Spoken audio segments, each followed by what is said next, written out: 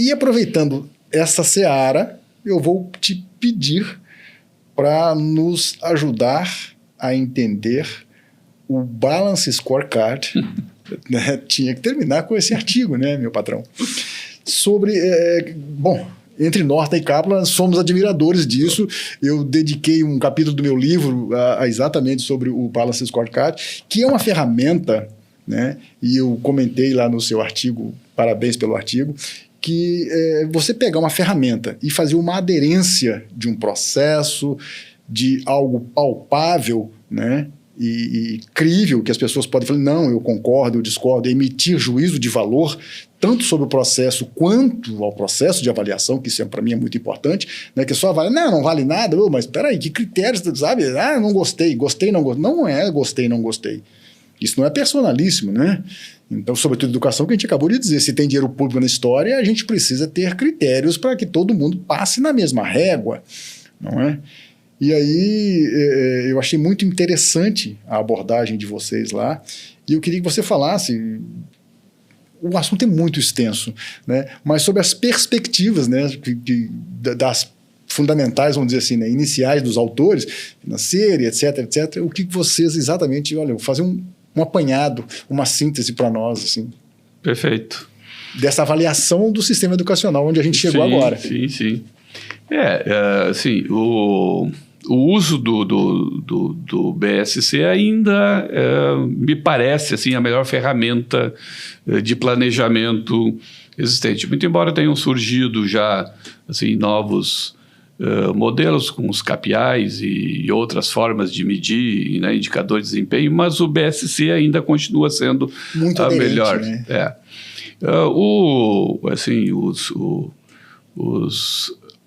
O planejamento tem muito da ideia lá, assim, da estratégia do exército, né, que sempre programava até para uma guerra, ou o que levar e planejava e tal. Muito dali, né, se utilizou nas empresas assim, ferramentas para se planejar.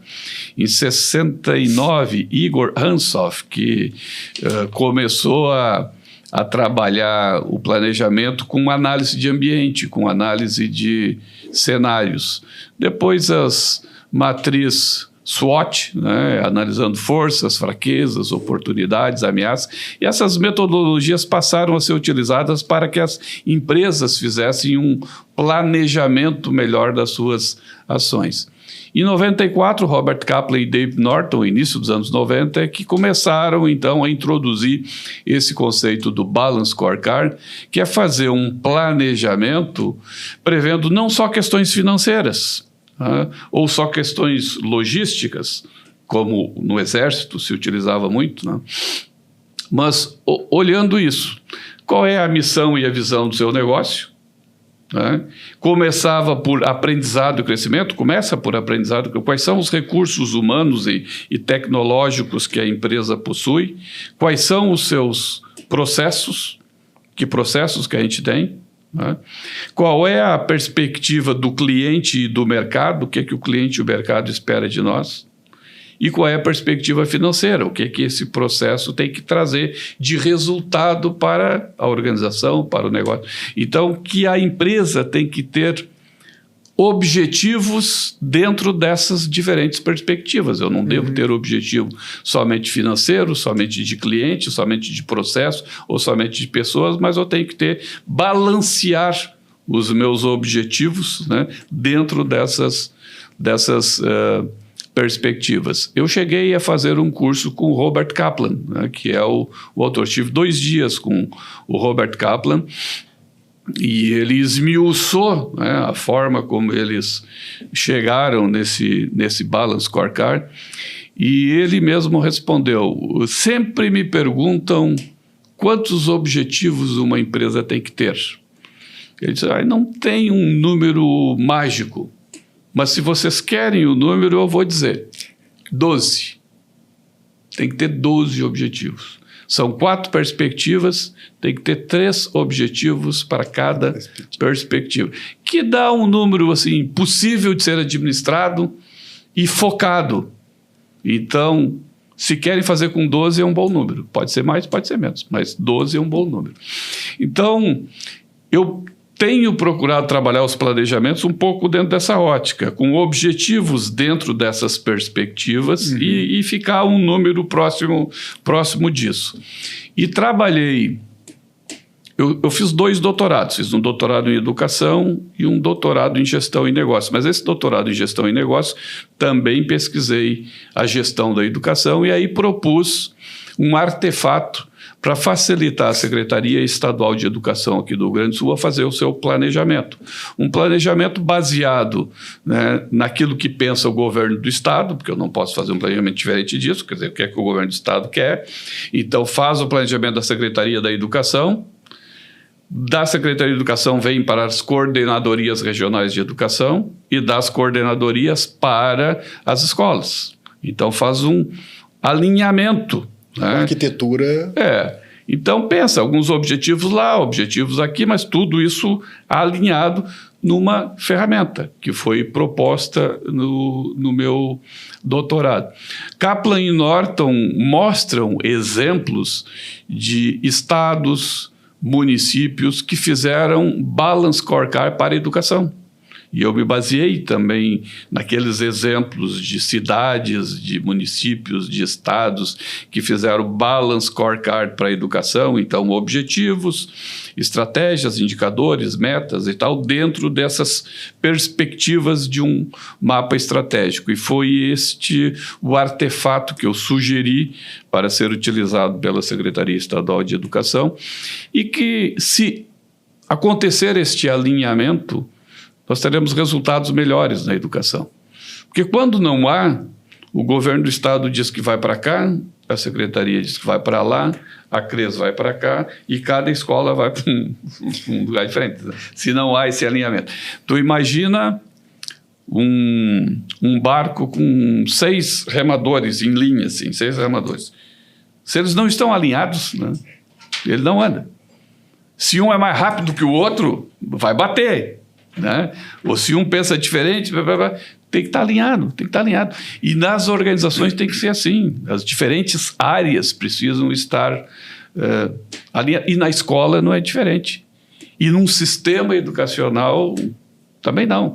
Então, entendo que o Balance Scorecard, né, com ajustes, pode e deve ser utilizado para implantar o planejamento, seja em escola, seja em sistema educacional, né, traçando objetivos nessas perspectivas, porque eu tenho que pensar na equipe que está na escola, na equipe administrativa, nos seus professores, eu tenho que pensar nos processos que a gente utiliza, né? Como é que eu faço matrícula, como é que eu faço o monitoramento do estudante, como é que eu registro as notas, como é que eu tenho quais são os processos que eu tenho aqui dentro da escola, né? Qual é a perspectiva dos pais, da família, da sociedade, né? São os meus clientes, né? Quais são os anseios, desejos, o que é que eles esperam, como é que a gente vai atender isso, né? E a perspectiva financeira, porque a escola também tem que ter, como é que eu vou aplicar o recurso, de onde é que vem o recurso, como é que eu aplico melhor. Então, traçar objetivos dentro dessas perspectivas para atingir uma missão, para atingir uma visão. Então, isso foi a proposta e que eu entendo que é a melhor forma de se fazer planejamento, seja para uma escola ou seja para um sistema educacional. Muito interessante. Tu citaste a respeito de militar, né? Dizem, não, mas planejamento, e aí hoje, método ágil, Scrum, e um monte, ou seja, cada dia aparece alguma coisa nova e não sou contra a inovação, enfim. Eu digo para os pares, imagine você, nós vamos para um South Summit ou um outro evento qualquer. Digamos que nós vamos para São Paulo, que é o centro nervoso brasileiro, onde as coisas acontecem primeiro, vamos dizer assim. E aí, nós vamos levar 1.000 pessoas. 1.000 pessoas. Então, nós temos ônibus, temos rodovias, todas duplicadas até São Paulo, postos de gasolina, paradas de descanso. Já pensou a logística de levar 1.000 pessoas para São Paulo para um evento? A viagem? É quase que impensável, não é? Aí eu disse para eles, tu imagina 3 legiões romanas, a máquina de guerra de Roma, 3 legiões romanas, entre animais e cozinheiros, 50 mil pessoas. Estrada, posto de gasolina, água. E a sua preciosidade eram os guerreiros que iam. Se eles chegarem lá com cólera, com fome, com febre, com diarreia, lascou, porque você vai morrer. Porque você não está indo para visitar a vovó. Entendeu? Você está indo para a guerra. Entendeu? Como é que você levava 50 mil pessoas? Você acha que você tem desafios hoje com IA, com energia elétrica na porta, com celular, com satélite, com GPS? Como é que você acha, né? Sensor de movimento por não sei o que tem, mira de não sei o quê. O que mais? Você acha que é difícil hoje ou esses caras, como é que era isso? Deslocar esses caras e chegava lá, os caras tinham que estar a máquina de guerra, era o cara. Né? Então, de novo, essa é o tal do terridor. Esse termo veio por isso. Ó, cara, tem um problema, mas nós temos que resolver. Por isso que esse império foi tão grande desse jeito. Eu não vou nem falar de Dario e Xerxes, né? Porque os caras eram... Aí era 35 mil homens, 40 mil homens, é coisa de... Não, isso é loucura, é bíblico, não é mentira, né? Mas o exército romano é verdadeiro, nós temos lá as estradas e coisas que eles fizeram, Jesus Cristo, enfim. Né? 50 mil pessoas, 3 legiões, 3... Né? Como é que fazia isso? Carregar ração para os caras? Como é que era isso? Água, comida, né? Banheiro, aí você fica acampado, olha, vão se encontrar ali naquela ravina, naquele lugar para fazer o combate. Eles vão ficar ali 3 dias, vão vai lá, tenta negociar, papapi, papapó, não é isso? E nesses 3 dias eles comem, eles defecam, dejeto de 50 mil pessoas. Como é que faz? Bom, chamar a Corsair ó, brincadeira, entendeu? E os caras têm que estar saudáveis, né?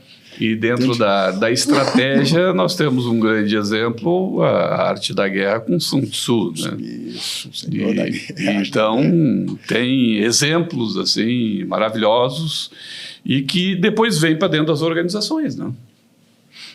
É onde eu digo que disciplina e, de novo, eu vou citar a Fevale. Referência traz referência. Né?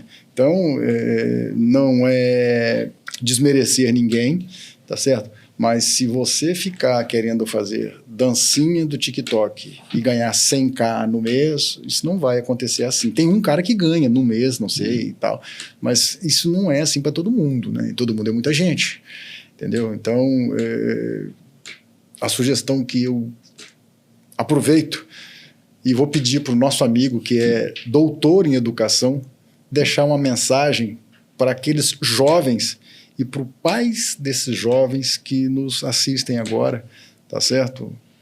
Um alento e olha, nós temos muito o que fazer e podemos fazer. Essa é que é a grande história. Eu ainda acredito que assim, o principal desafio que a gente tem no país é melhorar a qualidade da educação.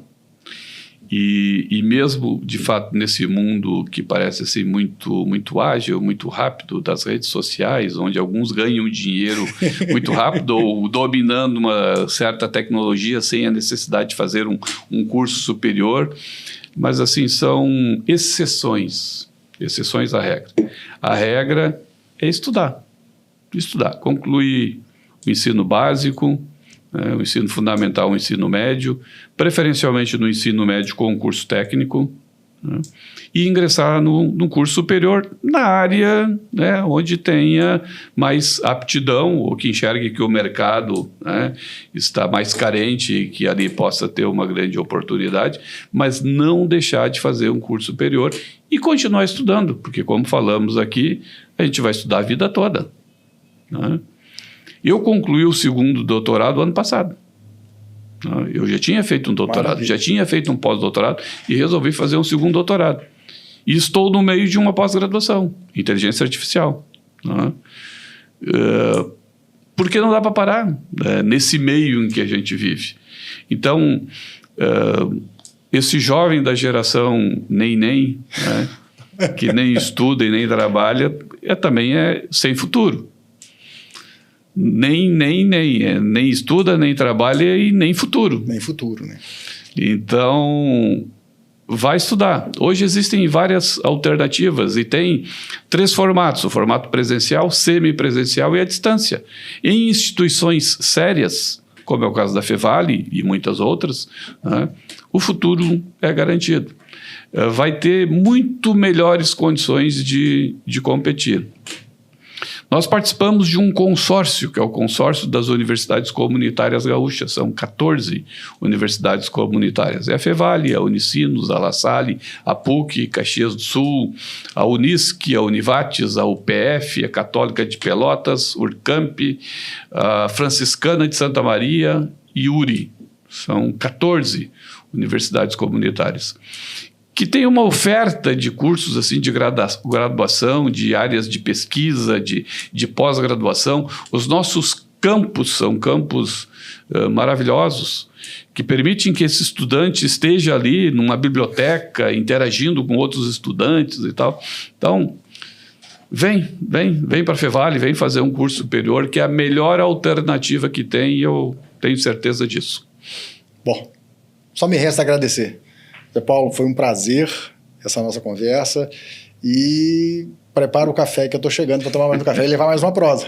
Tá, joia? Muito obrigado. Muito bem, será muito bem-vindo. Muito obrigado.